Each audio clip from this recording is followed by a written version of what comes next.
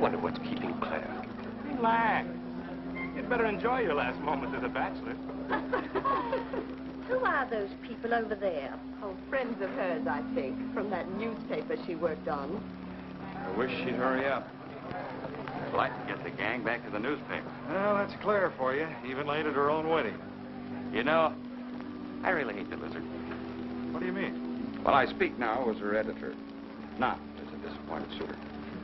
Claire'd never make a newspaper woman, and you know it. Oh, I don't know. She dug up more hot social stuff than anyone the Tribune had had. That takes talent. Personality, Hank, my boy, not talent. All right, so I appreciated her personality. You appreciated it. I was the one that brought her to your attention when she was only an $18 a week steno from a hick town. Remember? Very touching, Al. You can put that in your memoirs. She's marrying Hanneman now. Listen to the frustrated lovers. You know, if either of you guys had made furnaces instead of small talk, you might be in Hanneman's shoes now. Have one of mine.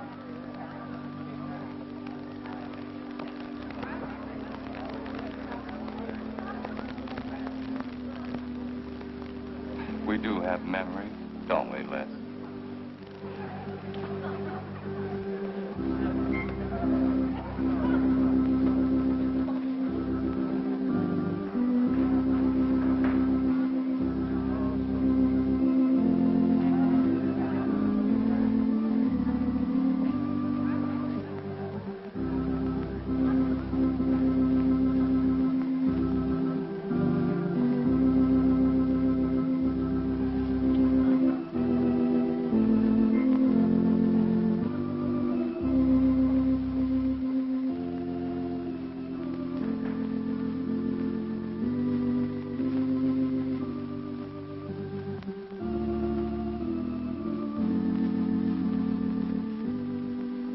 Carl Hanneman, wilt thou have this woman to be thy wedded wife, to live together according to God's ordinance in the holy estate of matrimony? I will. Claire Cummings, wilt thou have this man to be thy wedded husband, to live together according to God's ordinance in the holy estate of matrimony? I will. I now pronounce you man and wife. You may kiss the bride.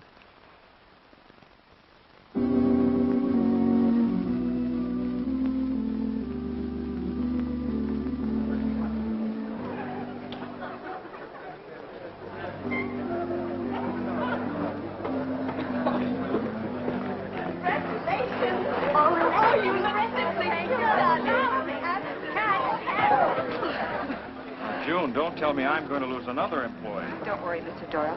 I don't even have a boyfriend. We better go in now and cut the cake. We'll have to hurry, darling, if we expect to catch that plane. I'll be right in. I just want to say my goodbyes to a few of the gang. All right, but hurry. Thank you. Thank you.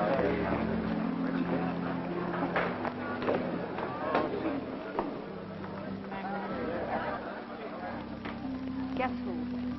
Why did you come out here? Because I love you. Because you love me.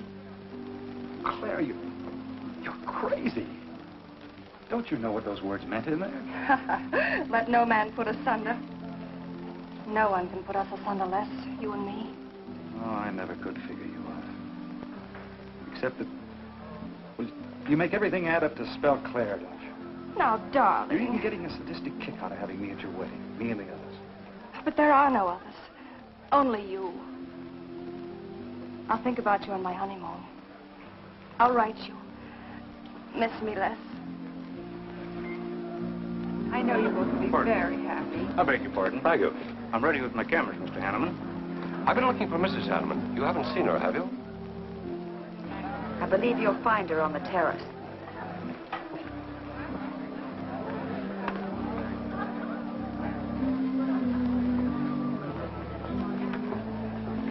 Carl, why aren't you entertaining the guests? I've been waiting for you, my dear. I was detained. On the terrace? Don't you think you were being a little affectionate for a newly married woman? Darling, you're a great big old suspicious bear. That was only Les Burns. And? It was nothing. Just a friendly goodbye kiss. Les did so much to help me with my newspaper career. Why, he's like a brother. You're the only man for me, darling. Ever. They're waiting for us. Shall we cut the cake?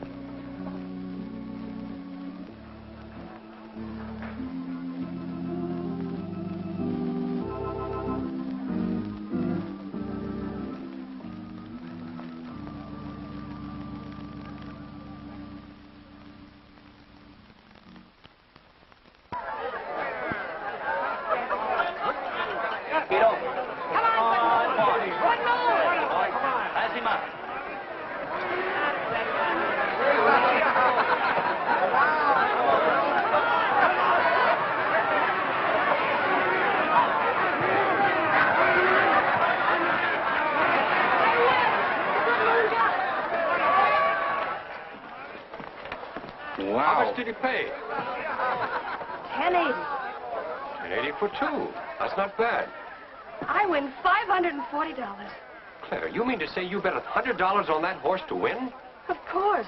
In these places, you have to spend money to make money. You see now, I'll put $500 in the second race. High heels. Come on. Wait. That's being foolish. You're only out $100 if I do lose. It isn't the money. It's the principle of the thing. Principle? Carl, I don't understand you. With all you have. I've worked hard for what I have. Oh, I don't mean to be a tightwad.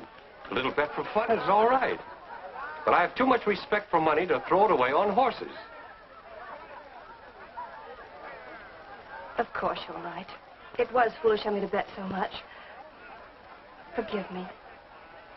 Of course. Now, excuse me, I want to go cash these in.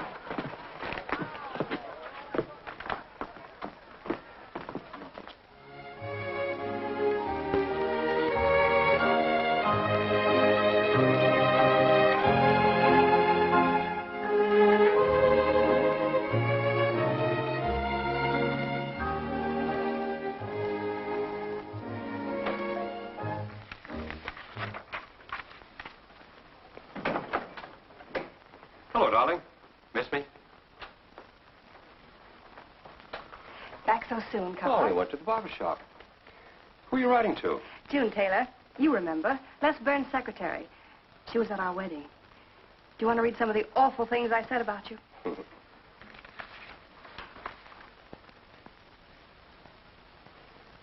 It's hard for me to believe that I'm so lucky as to have a woman like you in love with me. It's true, darling. Every word of it. I'm sorry, Claire.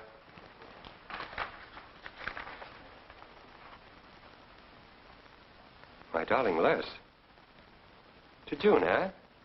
Things are beginning to make sense now. Carl, darling. So that was a goodbye kiss you gave Les Burns.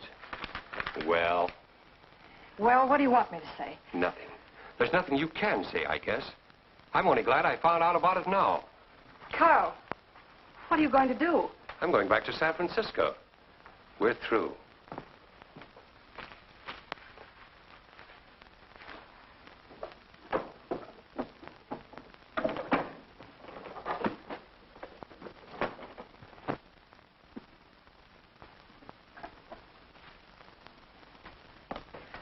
But what am I going to do, Carl? I don't care what you do. But I have no money. Thanks to your great generosity. There's enough for the week's hotel bill. You've got that money from the racetrack. Live on that. You'll not get another cent from me. Oh, no. I wouldn't be too sure of that. I'm your wife, Carl. There are community property laws in this state. It won't be that easy. It'll be very easy when I show this letter to the judge. And I'm starting divorce proceedings in the morning. Oh, Carl, darling, let's talk this thing over. It's so silly. Get out of my way before I forget myself.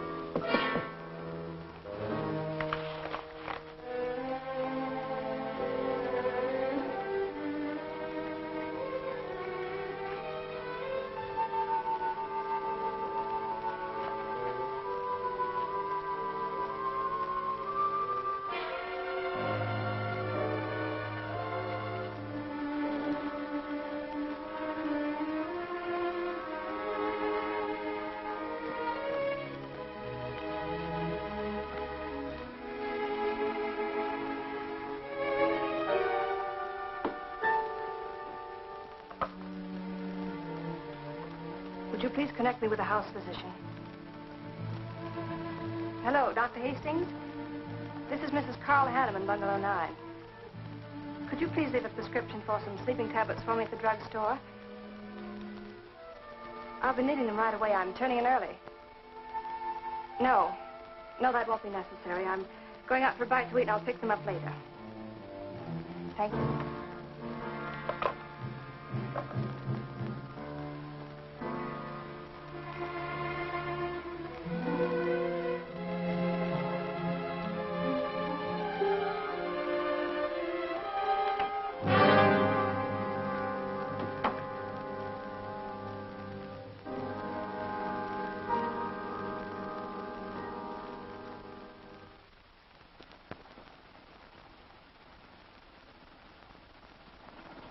I want a new set of plugs in 42. Okay, Blackie.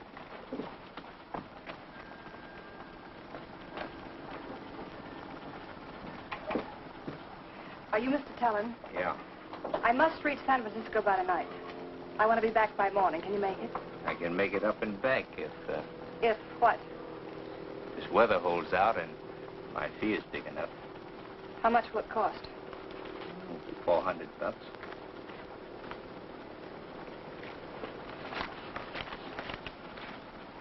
Why, 5? I said 4. I know you said 4. I never made this trip. You never saw me. Understand? Sure. I don't even want to know your name. I'm glad we understand each other. Perfectly. Now, if you wait over there, we'll be ready to leave in a few minutes.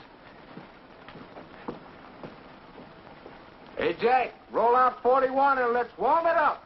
Right.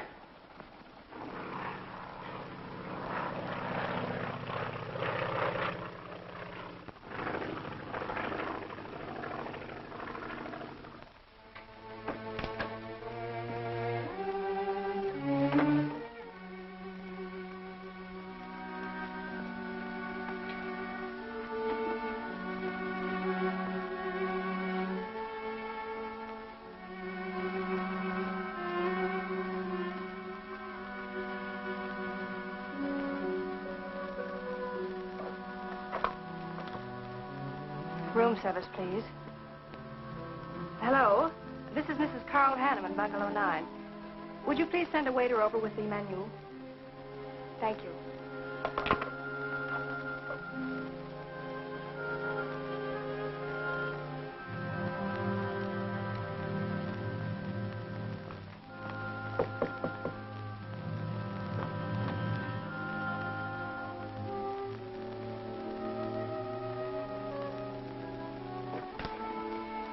Good morning, Mrs. Hanneman. Good morning, Victor.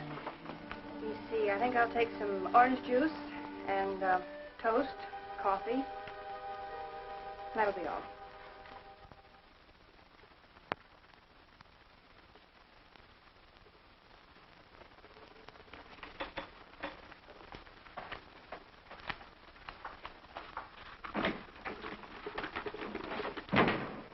How was the ball game? That was no ball game. It was a track meet. 12-0.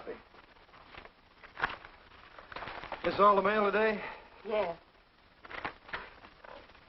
By the way, I meant to ask you sooner, but I'm going to have a little dinner party tonight for a couple I know.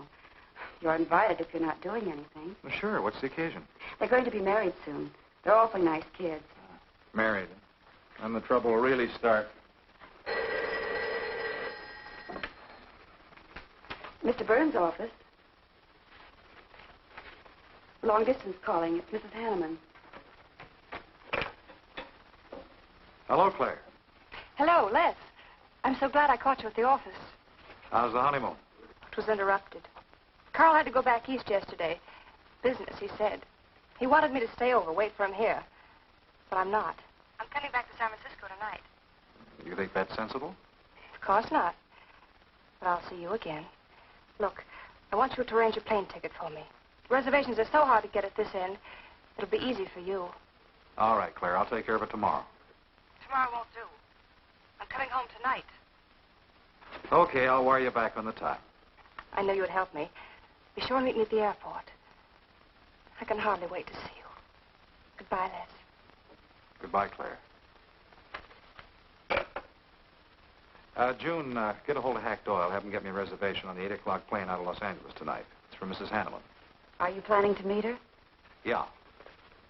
Oh, I guess I'll have to cancel our dinner party tonight. It doesn't matter. Apparently Claire can get anything she wants out of anybody at any time. Can't she?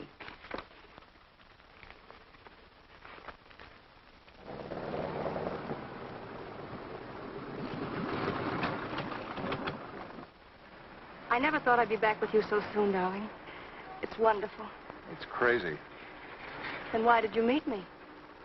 I don't know. I do. Because you still love me, don't you, Les? I'll get over it. I hope Carl stays in New York for a long, long time. That seems a bit odd. He didn't arrange his business affairs so they wouldn't interfere with his honeymoon. Yes, I thought so, too. You certain you and Hanneman didn't have some trouble? What kind of trouble could we possibly have had? Quarrel of some kind? Perhaps over us? Now, wouldn't that be ridiculous? Giving him some reason to doubt me just so soon after we're married? What do you think you're doing now? You don't feel sorry for Carl, do you? No. No, I don't. But I should. Look, let's forget all about him. For a few days, anyway. Take me home, I'll change, and you can take me out to supper. Claire, I'd rather not go to the house. But I must freshen up, darling. I really must. You want me to be beautiful, don't you? Just for you? You are beautiful. See? There's nobody home.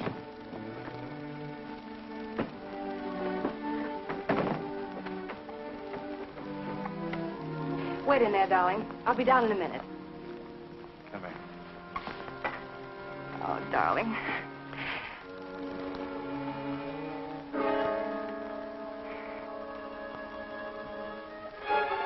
Les, what is it? Stay here.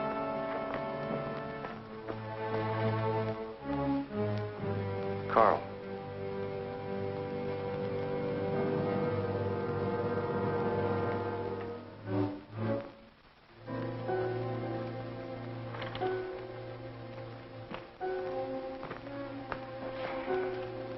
Suicide. But why? Oh, poor Carl. Claire, I thought you said he'd gone to New York. That's what he told me. I don't understand it. Why should he do such a terrible thing? You probably know as much about that as anyone. It's going to be one of the first things the police ask you. You can't stay here, darling. I'll take you over to Hack Doyle's. Where's your telephone?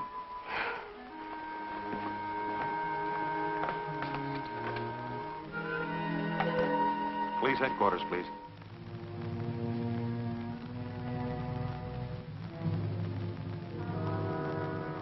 I thought of you and Hack right away, Mamie, and brought her over here. I hope you can put her up for tonight. Oh, of course. You can stay as long as you like, Claire. Thank you, Mimi. You're very kind. It's just too incredible. If he'd had any earthly reason. We were so happy. So very happy. And now there's... Oh, Hack, Claire's going to stay with us for a few days. Good. Plenty of room. The police are over there now. Murdoch said he'd stop by here later. You sure it was suicide? Fairly sure. A man in Hanneman's position, a beautiful wife, and all that money? I don't get it. I don't either.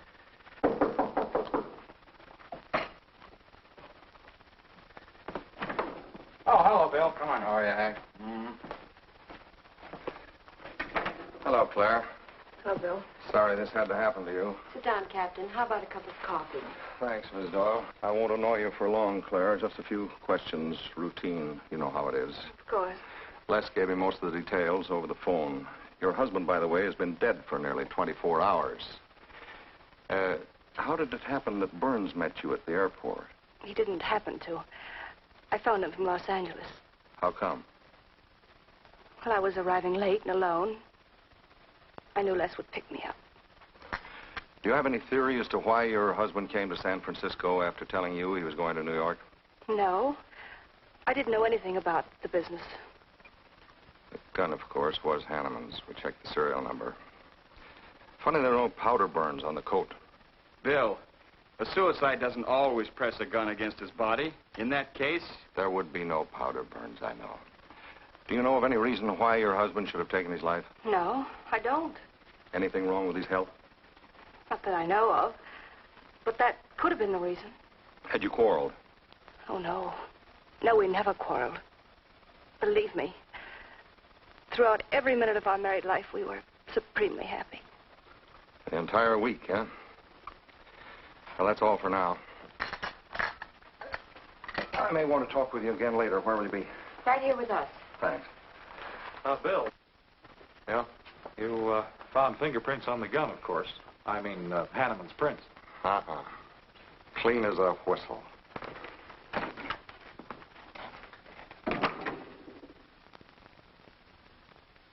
Doesn't Mr. Burns has the position you and Mrs. Hanneman found her husband? That's right.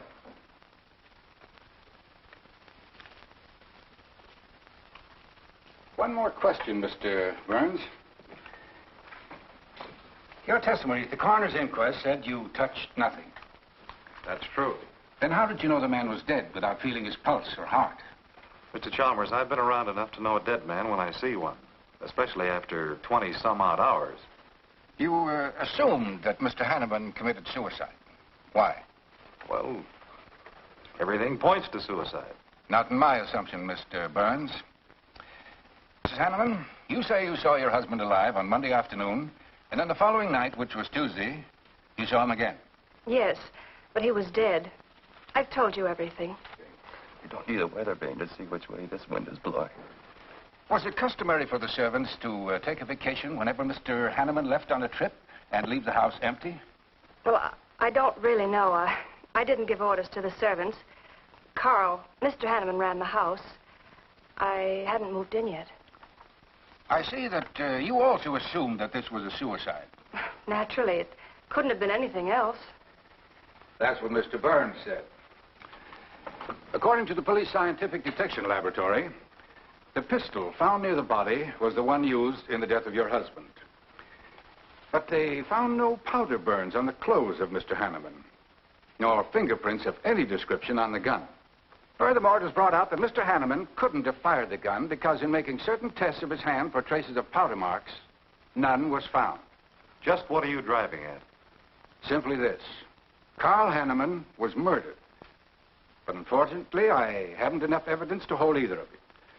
You were out of town, and your alibi was proven. You're free to go. But let me give you a tip. I'm not buying any suicide theory, so the case will remain open.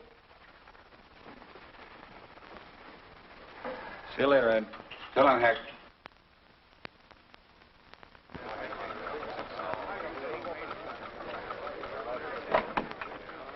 Good morning, Les. Just the guy I want to see. Yeah, about what? Oh, I've been assigned to do the follow-up on the Hanneman case. Oh, how'd you draw that? Oh, I asked for it. It'll be a dull job because there isn't going to be any follow-up. Just an ordinary suicide. Are you kidding? I never smelled an odor of fish so strong in my life. No fingerprints on the gun, and you call it suicide. So what? What makes you so sure? Can you give me a good reason for Hanneman killing himself? No, I can't. Perhaps he thought he had a good reason. And perhaps he didn't.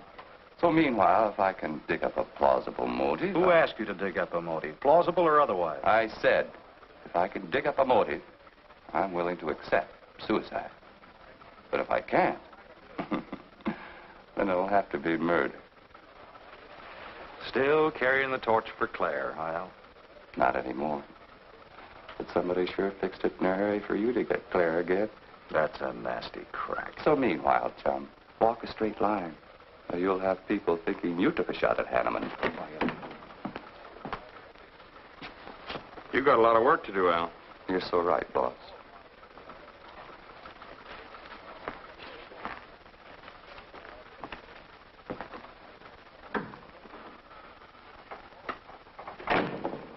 Sorry, Hack. How's Claire taking it this morning? I don't know. She's still asleep when I left. Les, I'm worried about this deal. Police aren't buying any suicide theory. Is that why you put Herrick on the story? Maybe. He might dig up a suicide motive. What's your slant? Well, Hanneman killed himself. Nice try, Hack. You're about as subtle as a punch in the nose. You think Hanneman was murdered, don't you? Maybe I'm protecting someone. It's possible. But I'd like to protect someone if it isn't suicide. Like who? Like you. Who had a better reason? Hanneman's death meant that you'd get Claire back and the $1,000,000-odd bucks. That makes sense to a lot of imaginative characters around this town. I don't believe it for 1 second. But I still think it's safer to sell the suicide theory if Harry can dig it up.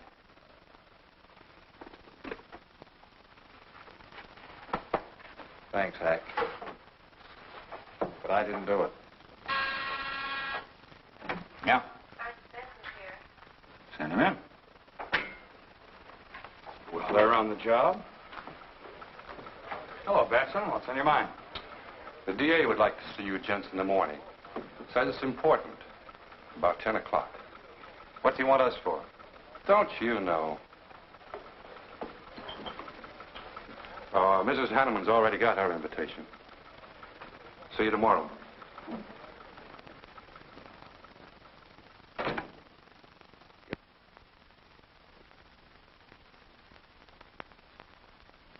Eric really revels in pouring it on. Well, it's news. Nobody's been hurt. Yet. By person or persons unknown. Could have been worse. The DA certainly tried hard to tag it on somebody. Tell me, Hack, do you think that, well, that Claire could have shot her husband in some way? No. She was in Los Angeles the night he was killed. DA couldn't shake that, and... Good morning, everybody. I hope I'm interrupting something important. Hello, darling. You look tired. Hello, Hack, dear. Good morning, Clara. It's a pleasant surprise. What can I do for you? I came to get my job back. Starting when? No. Well, after all that's happened, don't you think you should have a little rest? Rest. Why, working will be the best thing in the world for me. It'll keep me from thinking too much about poor Carl. After all, I must carry on. My life is still ahead of me. What's the real reason? Well, I do need a little cash. I have the house and my clothes, but I just won't be able to live on the widow's compensation the court will allow me. You wouldn't want me to have to sell my clothes in order to eat, would you? Oh, no. After all, I've made other arrangements about your column. Beth Warnock's taking it over. You are still the boss, Hack. Les, darling, wait outside for me. I'll be out as soon as I've had a heart-to-heart talk with Hack. I know. You might as well say yes, Hack. I've had these heart-to-heart talks.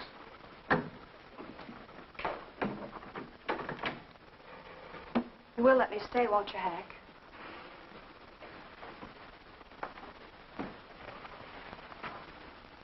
Yes, but I was hoping you wouldn't ask it. You are a darling. Listen, Claire, you stick to the job and no playing around. There's enough trouble here now without you adding to it. I don't know why you talk like that. I'm serious about it, Hack. I'll work hard. For your sake, I hope you do. You are a dear. See you later.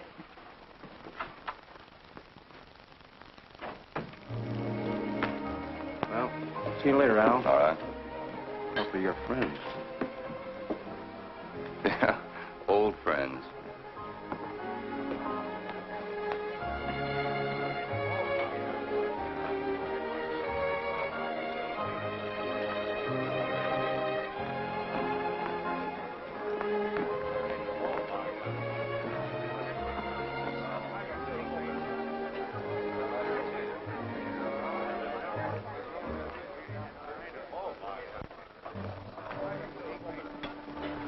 Two martinis, please.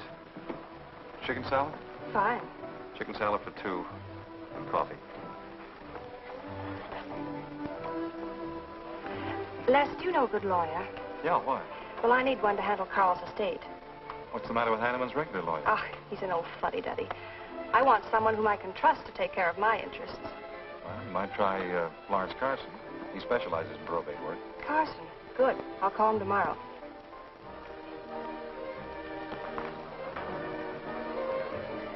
Do I know that man over there? You should. It's Stanley Mason. Our paper's backing him for Congress. Of course. Why, the pictures on his campaign posters don't do him justice. You know, I never could figure that guy. Every time I see him, he's with a different girl. So? Oh, we'll have 4 Manhattans. Make them half French and half Italian vermouth. We'll order later. I'll look after them personally, Mr. Mason. Thank you. Stanley, Isn't that Hanneman woman over there? Yes, she's very attractive, isn't she? Well, if she likes the type. Why wouldn't he be a good man to handle the estate? No. He's too tied up with his election campaign. What are his chances, Les? I'm going to Washington. Pretty good. Why? That makes him important. I've got to have someone with influence. He looks like the kind of a man who could get things done quickly. Capable enough, I suppose. Probably make a good representative. Personally, I just don't go for it. I want you to introduce me to him. You can do better. Oh, darling, don't be stubborn. I want to meet him. When you want something, you want it right now, don't you? You know what I really want, Les. I know. A fine old name like Hanneman, carload of dollars, social position, the tops. You're forgetting the most important thing. Am I? You see, that's just the frame. You're the picture in that frame. What's that about a frame? Sergeant Benson, won't you join us? No, but Burns here can join me. Been looking all over for you. The captain wants to have a little chat. Now. What is this, a pinch? No, just an interview. It won't take long. It's too bad you couldn't have found me at 10 o'clock this morning. I was in a dentist's chair. I'm sorry, Claire. It's all right, darling. I'll wait for you here.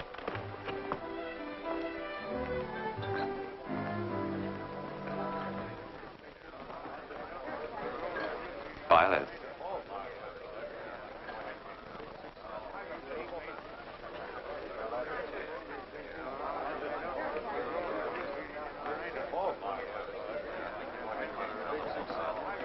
Hello, Al. Don't tell me they finally grabbed Les for murder. Wouldn't you like to hear me say yes? Yes. Well, don't stop the presses. Yet. You're the most composed dame I ever saw. I don't believe you give a hoot whether this case ever gets solved. Oh, but of course I do. Really. Say, Al, how well do you know Stanley Mason? Quite well. I've planted some of his propaganda. You can do me a favor. A big favor. I want to meet him. Might be a good idea. I remember I once introduced you to a fellow by the name of Les Burns. Promptly lost you. Excuse me.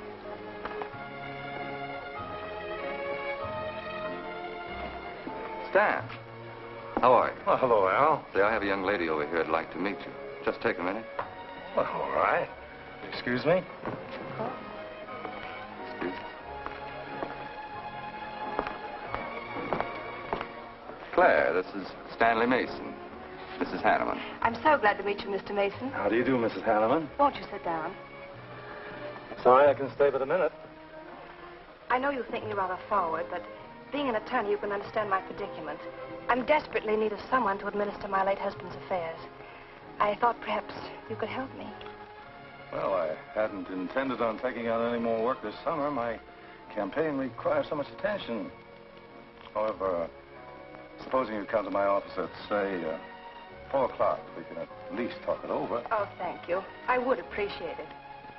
Here's the address. So, until then... Oh, excuse me. Sorry. Thank you, Al. Don't mention it.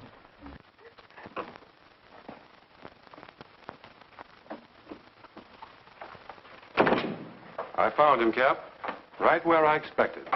With a grief-stricken widow. Only if she's grief-stricken... Skip it. Les, my boy, have a seat. Last time it was hello, Burns. Today it's Les, my boy. What do you want? You know, I just wanted to chin a bit, will you? Oh? I didn't know I was that interesting. You live out in the Hanneman neighborhood, don't you? No, and you know it. But you go out to that neighborhood quite often, don't you? Yeah, so what? To visit friends. Oh, sure, that's right. There's Hack Doyle and his wife, June Taylor. Say, there's a clever little girl, huh? Your secretary, huh? Since when have you become so interested in my secretary? I thought you were a happily married man. Weren't you out in that neighborhood the night Hanneman was shot? Monday night? Uh-huh. No, I wasn't. I played gin rummy with the boys in the press room. Went home to bed about 10 o'clock. He read the testimony, did the checking. Come on, Murdoch, what's on your so-called mind? Funny, we can't find any record of where you were between 10 o'clock and 8 the next morning when you had breakfast at Drake's coffee shop. Nobody saw you around your apartment house. Nothing so strange about that. People in my neighborhood mind their own business. I spent the night sleeping. You got an edgy temper today, Les. Aren't worried about anything, are you? I'm annoyed. Until you and the DA get this thing settled, nobody will get any rest. We may have the answer quicker than you think. The police expect to apprehend the criminal within 24 hours. Shall I quote that? You can write out the gags, Burns. You've been crazy about Claire for a long time, haven't you? That's right. You thought she was going to marry you. Then she married Hanneman. That must have been quite a jolt. I won't deny that either. So you must have been pretty sore at Hanneman for beating your time. All right, I suppose I was. You know, Burns, you've given out with all the motives a man needs for killing another. You don't need motives, Murdoch. You need evidence. Evidence? You just told me that you weren't near the Hanneman home last Monday night. I wasn't. And how do you account for your cigarette case being found on the Hanneman garden, still wet from Monday night's rain? I don't have to account for anything. To throw cold water on your mastermind, I tossed that away right after the wedding. Anything else you want to know? No, that's enough.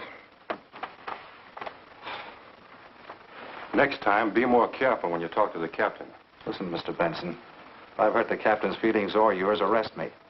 And I can sue, and you'll be back writing tickets for jaywalkers.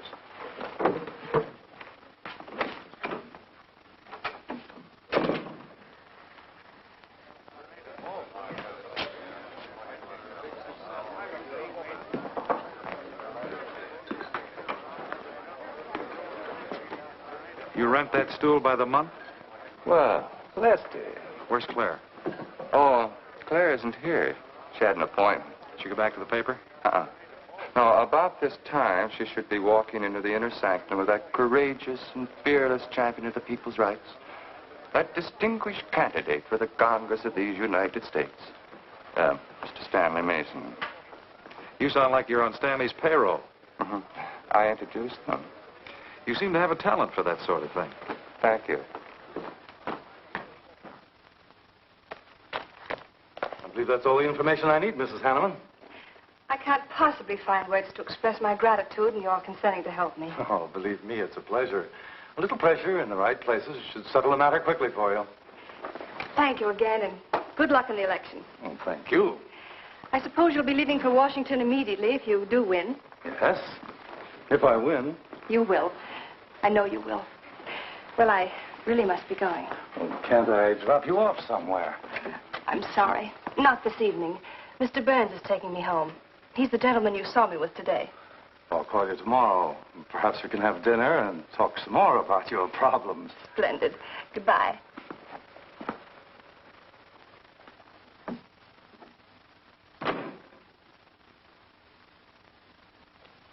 Look, Claire, don't you think you ought to stay over at Hack Doyle's a little longer?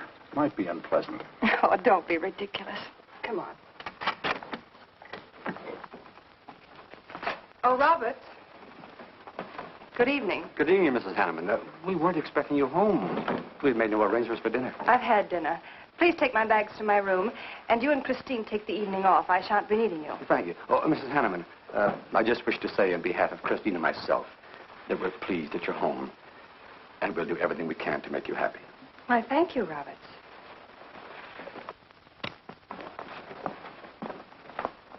Well, come in, darling. You aren't afraid of Carl's ghost, are you?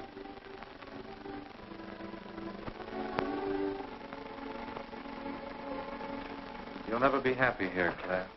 Nonsense. I've done a little refurnishing. Well, that ought to help a little. Les, what did Murdoch want with you? You had an idea I might have paid a visit here Monday night. You didn't, did you? Of course not. It also seems I had a motive to kill Carl. But of course you did. If you were that kind of a person. Murdoch's only fishing. Well, he knows I've been in love with you for a long time. I told him. You told him? Why not? It's true. You want them to keep working on you, so they'll stay away from me. That's it, isn't it? Yeah, that's it. I said I'd stand by. And you have. And I love you the more for it. You know I do love you, don't you, darling? I think you do, Claire. In a peculiar, mixed-up sort of way. I never should have married Carl. I didn't really love him, but he offered so much. Things I never had. But that's all over now. No, it's not over. It won't be until they find his murderer. They will. And there'll be nothing to keep us apart again. Ever. Claire, if I could only sell myself on that. You've got to, Les. You've got to.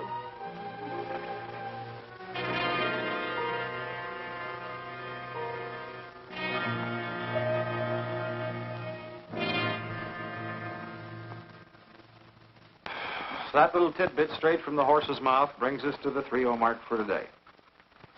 See you around about this time tomorrow. Les Burns. You're pretty sharp today. That's the best column you've done in 2 weeks. Thanks.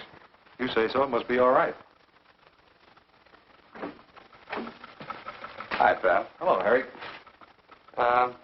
Hear about your girlfriend? They dragged her in this AM. Murdoch and the DA gave her quite a going over. No use charging to the rescue, Les. Stanley Mason already beat you to it. What do they want with her, Al? Well, it seems they had a hunch Claire made a fast round trip into town the night her hubby joined his ancestors. Seems they thought her alibi about being in L.A. the whole time was the bunk. Oh, that's ridiculous. What is it? Well, you'd know more about it than anyone. Jones, put that through, please.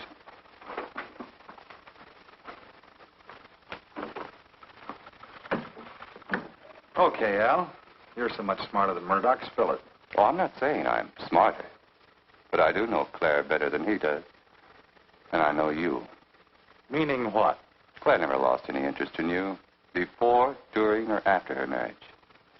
And that doesn't prove it happened. With all that wampum at stake, this whole thing could have been planned weeks ago by both of you. I'm fed up with your dirty cracks. Now get out! Wait a minute. Look, Junior, one of these days I'm going to be too late and you're not going to have any teeth. Mm-hmm. You're so right, boss.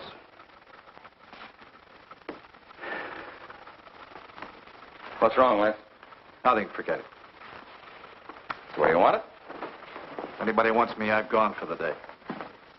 Have one for me, too.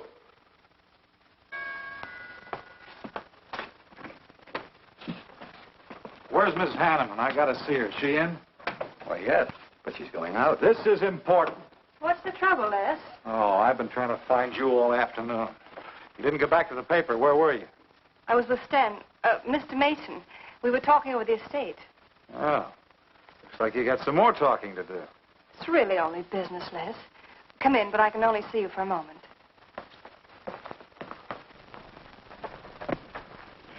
You've taken on quite a package tonight, haven't you, Les? Well, I've had a few drinks. Sitting over at Renard's. And thinking things. Crazy things. About me? Yes, you. Murdoch and the DA asking you all those questions. Nothing to be disturbed about. I'm not so sure. Why do you say that? Were you in this room Monday night? What? Why, you know I wasn't. I don't know anything. But I wouldn't lie to you. Have I ever, Les? Claire, there's only two people who could have profited by Hanneman's death. I'm one of them. You're the other. Why, how dare you come in here accusing me? You only married Hanneman for this. You've admitted it a dozen times. But I didn't kill him. How can you even think it? I didn't kill him. I didn't say you did. But if you know anything, you've got to tell me. Were you in this room Monday night? No. You might have come in, seen someone. I've got to know. Stop shaking me. Then tell me the truth. Let go of me. I thought you were going to stand by me. Why, you're drunk. I'm only trying to help you and me. Ha. Help me. You're accusing me of murder. How do I know you didn't kill him? You were in town. Claire. I've as much right to accuse as you have. But I'm not accusing you. Get out of this house. I once said I couldn't figure you out. I can now. You're not a normal woman. You're not warm. You're cold, like ice. Yeah, like ice. Blonde ice. Get out of here.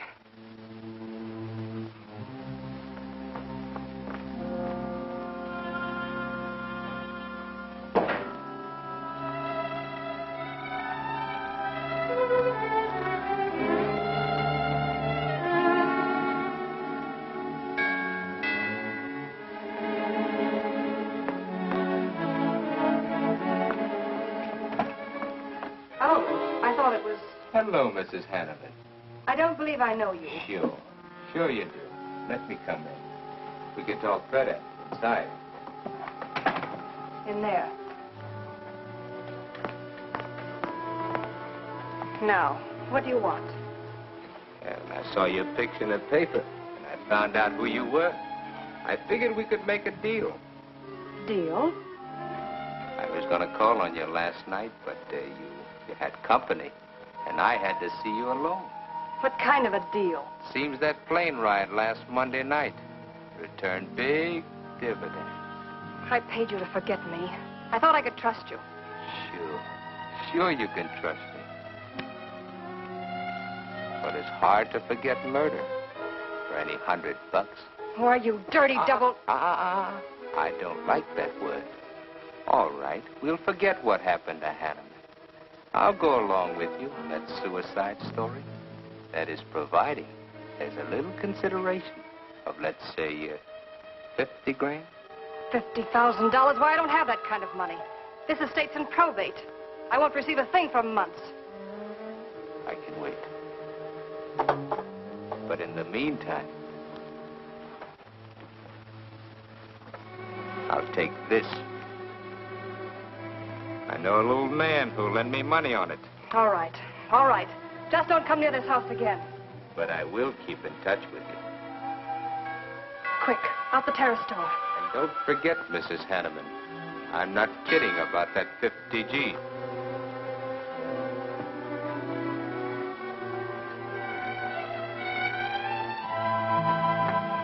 I'll get it, Roberts.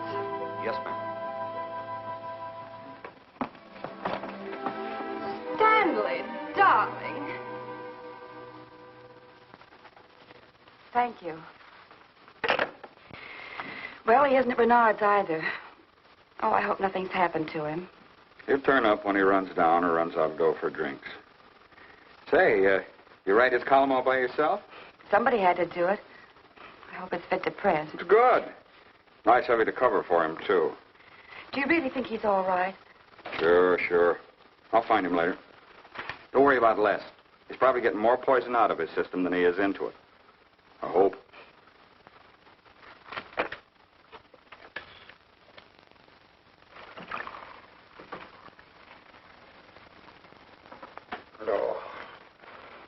Oh, June. Oh. See if you can give me another head, will you? This one's not going to do me much good. You certainly had a little trip for yourself. I guess so. What day is it? Tuesday. Holy mackerel. What happened to Sunday and Monday? I took care of them for you. Oh, you would. Who found me, Hack Doyle? No. Claire.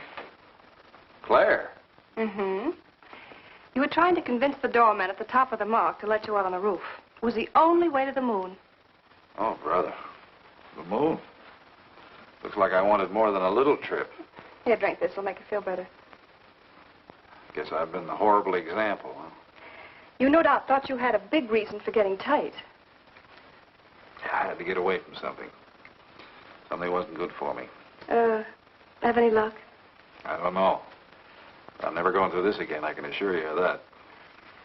June. Well, I guess I'd better get back to the office. Thanks a lot for looking after me, June. I'll be down after a while, if I can make it. Don't hurry.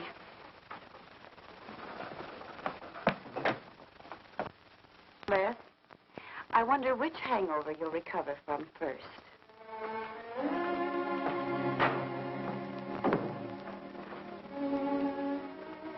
I thought we were all washed up, Claire. Les, for everything I said the other night, I'm terribly sorry. I guess I was a little mixed up myself. Forgive me, darling. I must have been out of my mind to say such awful things to you. I realized the truth later. You were afraid for me because you loved me. That was it, wasn't it? No, maybe it was. I just couldn't believe that. Look, let's forget all about it. We know there's nothing to worry about. There never was. We know that, don't we, Les? Sure, Claire. Sure. Oh. Here's to our new congressman. May your career be long and successful. Thank you, darling. Jeff, but aren't you both a bit early? I only wish I could be as sure of my future in psychiatry as you can be of your future in Washington. Doctor, you were analyzing me at dinner, the workings of my mind. Do go on. It's very interesting. I've never been psychoanalyzed before, and your deductions amaze me. Claire, I warn you, if Jeff continues, he'll have you convinced you're batty. Simply because your father ran away with another woman and your mother was relegated to hard work. Stanley doesn't quite believe in the powers of psychoanalysis, Mrs. Hanneman. But if either of you could spend a day in my office listening to some of my patients, you'd see the logic of my deductions. Or any psychiatrist's, for that matter. Oh, don't mind Stanley's cynicisms, Doctor. Yes, Robert? Telephone for Mr. Mason. Excuse me. Certainly. I was telling you at dinner that I believed that money, clothes, adulation, etc. was a necessity with you.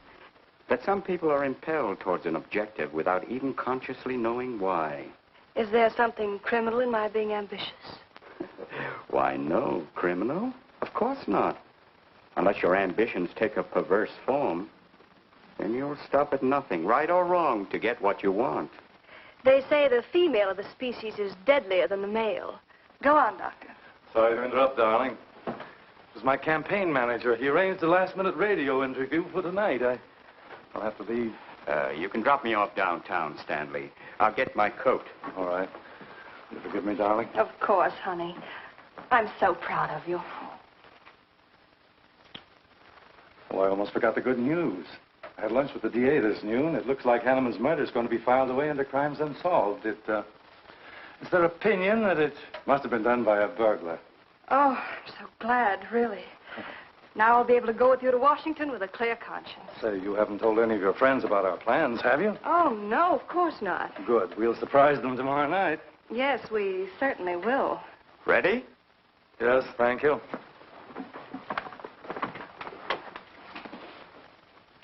Good night, Clara. Good night. Mrs. Hanneman, please don't take my mental probing too seriously. You're a very charming hostess. So don't worry. I never worry. Good night. Good night.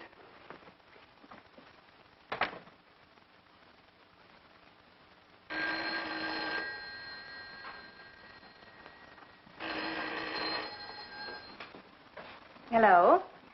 Yes, this is Mrs. Hanneman. That's all right, Roberts. I'll take it. Hello? Who? How dare you call me here? I had to. I'm in a jam. I need some dough, and you've got to help me. The estate isn't settled yet. I told you I don't have any money. Don't give me that. You're a smart girl, and if you haven't got it, you know where you can find it. I need at least a couple of grand now and tonight, or else I go to the cops. I got nothing to lose. I have about $700 cash in my jewelry. All right, bring it along. Meet me at the end of the Old Valley Road. Be there in 20 minutes.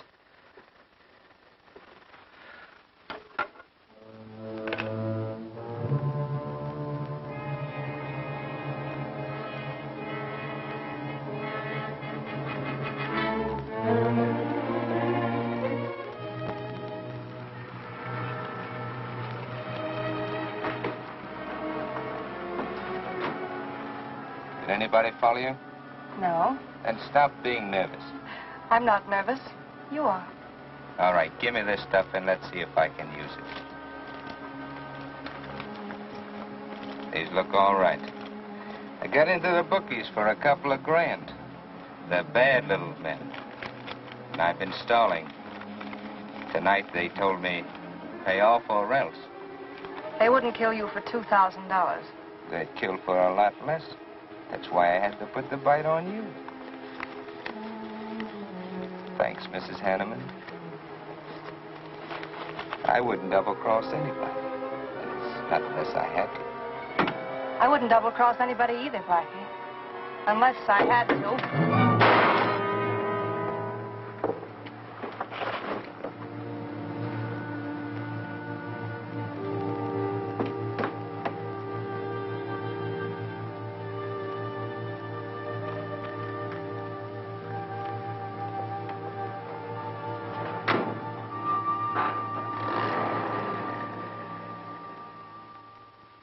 The first returns have been received from the 12th precinct. Mason, 311, Jeffers, 282, and Allen, 91. That just about cinches it. If I can do that well in the 10th, I can carry them all. My gratitude, Doyle. Without your paper in back of me, I wouldn't have had a chance. Think nothing of it, Mr. Mason? We're glad we backed the right man. Well, it looks like you're in, Mr. Mason. Congratulations.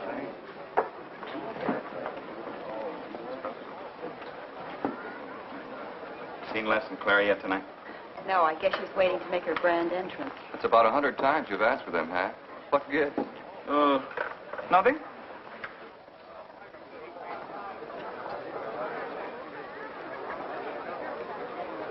Mr. Doyle, looks like we have a new congressman. Yes, it does. I'm sure he's going to be a good one. I hope so. We backed him. Hello, Claire. Hi, Les. Hi, Hank. Oh, good evening, Claire. You look stunning, as usual. Thank you, Stanley. Oh, hello, Les. Thanks for being Claire for me. Big night, huh? In third place is Jeffers with 162, Allen with 142, and Mason 300 even. That's how big it is. Come on, Claire. I want you to meet some folks. You'll find drinks in there.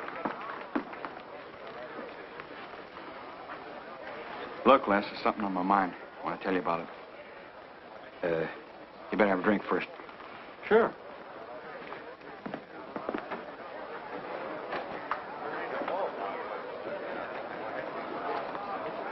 Hi, folks. How's the brawl? Well, at least the liquor's good. Well, Junie, aren't you a pretty thing tonight? Well, it's about time you noticed me. The trouble with you men is you always have ink in your eyes down at the office. Have a fresh one? No, thank you. This will do. Les. I'll talk to you for a minute. Excuse us. What gives?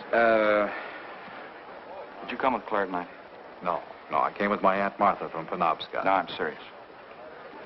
You saw her come in with me. You better get her out of your system, but right now.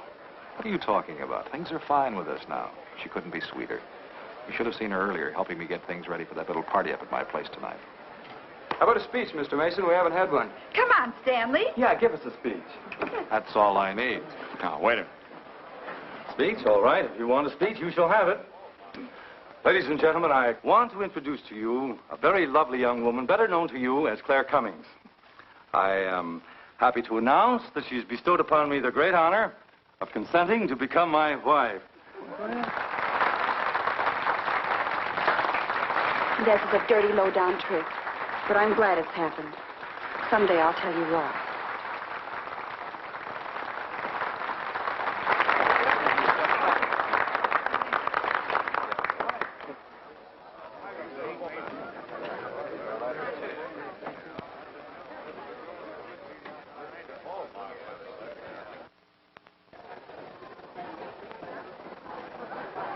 All the rest in the world, my dear. That was quite a speech you made, Stanley. Surprised, Jeffrey? Aren't you going to congratulate us, Doctor? It's customary. Hate to take you away at this moment, Stanley, but there's something I must talk to you about. It's important. But of course, Jeffrey. Will you excuse us? I know you'll enjoy living in Washington. When do you plan to have the wedding?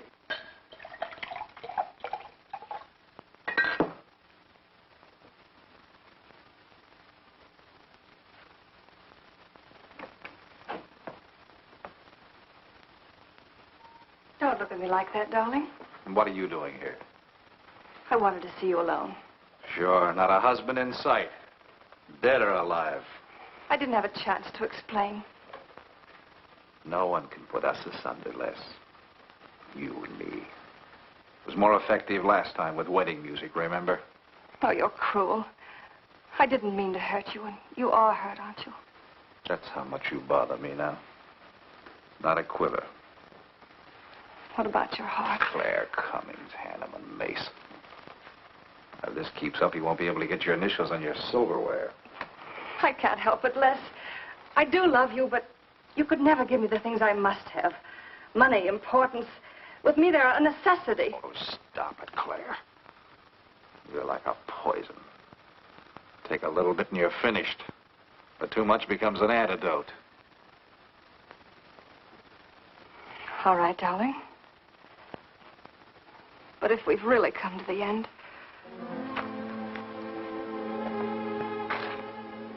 Stanley. Do you mind, Burns? I'd like to say something to my fiancée alone. Not at all, Mr. Mason. Not at all. Go right ahead.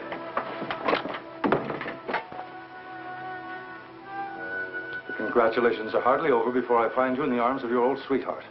That was a stupid remark. I had to say something to him, didn't I? So you didn't tell him earlier. You said you were going to? Well, I couldn't find the words. Is that why you're angry? Oh, darling, let's not quarrel. We can do that after we're married. There isn't going to be any marriage. What are you saying? I'm afraid we've made a mistake. You can't mean that. What'll my friends think? I couldn't stand the humiliation. Oh, you'll get over it quickly enough, as quickly as you did your other marriage. Why are you talking this way? What did that phony doctor tell you? That's not important. We've made a mistake. Now let's forget it, shall we? But you can't throw me over. I've looked forward. I've planned. You're taking me to Washington with you. Away from these people, these memories. I've got to go with you, Stanley. No, I'm sorry. It's final. You ought to see a doctor, Claire. A doctor like Jeff. I looked for you at the party after he talked to me. I merely wanted to ask you something. Doyle told me where I'd find you, but I didn't believe him either. But finding you here proves many things. You're not well, Claire. All right. I didn't mean to crack up. At least we could have a farewell drink together. No hard feelings, really. Why don't you fix some for us? I must say you're being regular about it.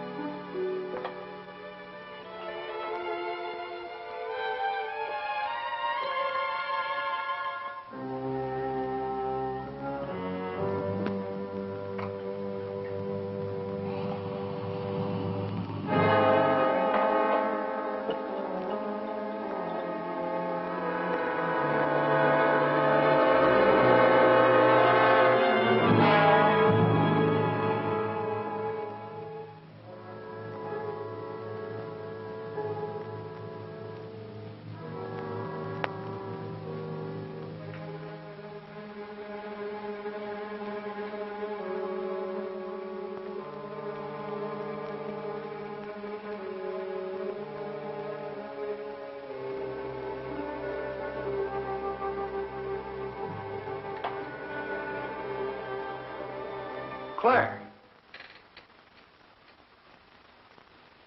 What have you done? I did nothing. You killed him, Les. I killed him? Don't you remember? You came in just a few minutes ago. You saw us talking. You looked funny. Crazy. You said you were going to kill Stanley because he stole me from you. So you picked up the knife and you stabbed him. You're out of your mind. No, I'm not. You're insane. No. No, I saw you do it. You dropped the knife and you ran out the door. I tried to stop you. Came in just a few minutes later. Right now. You murdering little idiot. Les, don't! Mason, you won! Alan just conceded the election! You're going to... You're going to go. You made it on its minute right there.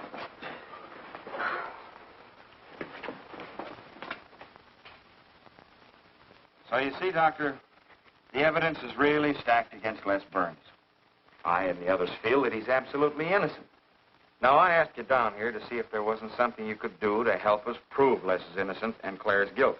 Because just as sure as my name is Hack Doyle, she's framed him. I agree with you 100%. I am positive that Mrs. Hanneman killed Stanley.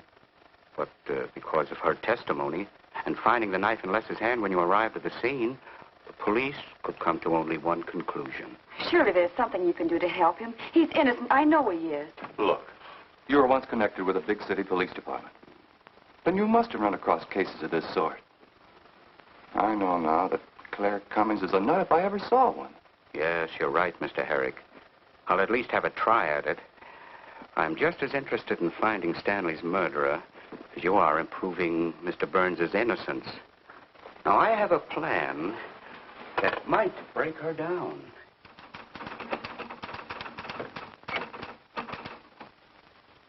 Well, good morning, Dr. Clippinger. To what do I owe the pleasure of this visit? It's no pleasure for me, Mrs. Hanneman, I assure you.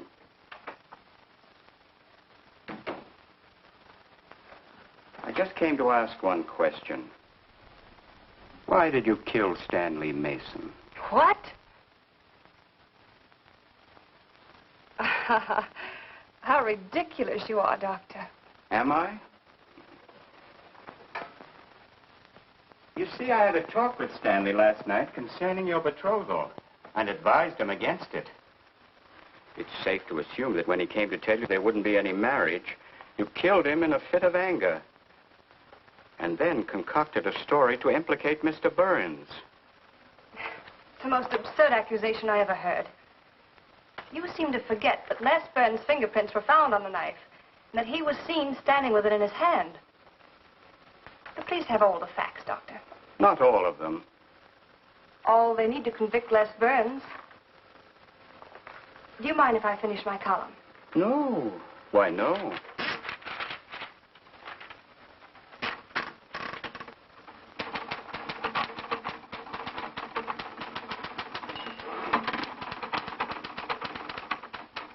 I suppose you'll tell the police I killed Stanley and give them that fantastic story to back up your accusations. It won't sound so fantastic to them, Mrs. Hanneman. I discovered one or two other flaws in your story. They'll laugh at you. It's insane, absurd. Oh, you're wrong. You see, I've spent my life delving into distorted minds like yours. I worked for the police for many years as a consulting psychiatrist. You sound more like a hypnotist. And I'm quite fed up with your insane theories. Now, Doctor, looking for something, Hack? Police are on their way. Police? What for?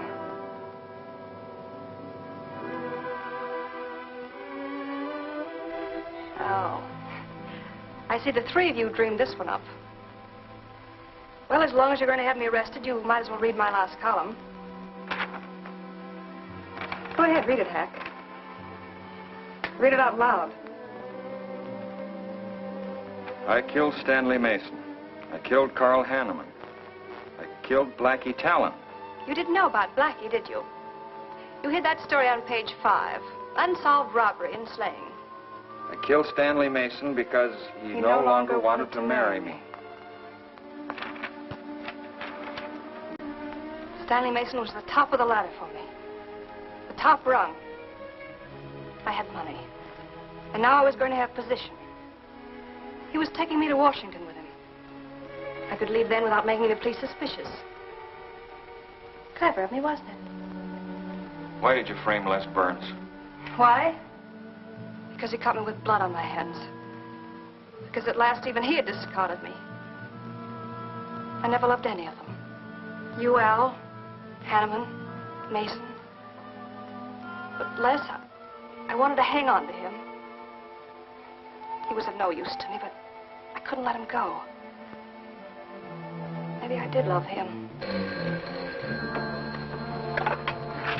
Hello. Miss Cummings? No, she's off.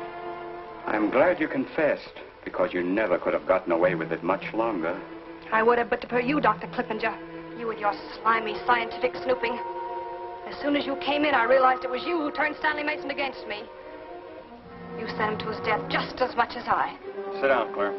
Why, but for you, I'd have everything I ever wanted in life.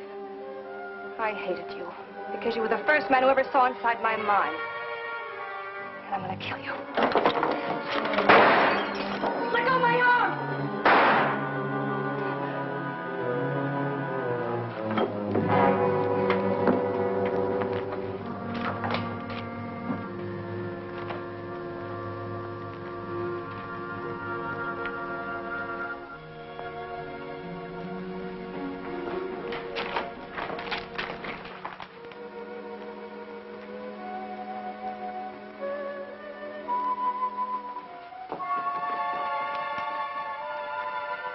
You were a little late, Murdoch. Well, it was probably better this way. I can scarcely believe it. A woman as beautiful as that. You didn't know her very well. None of us really knew her very well.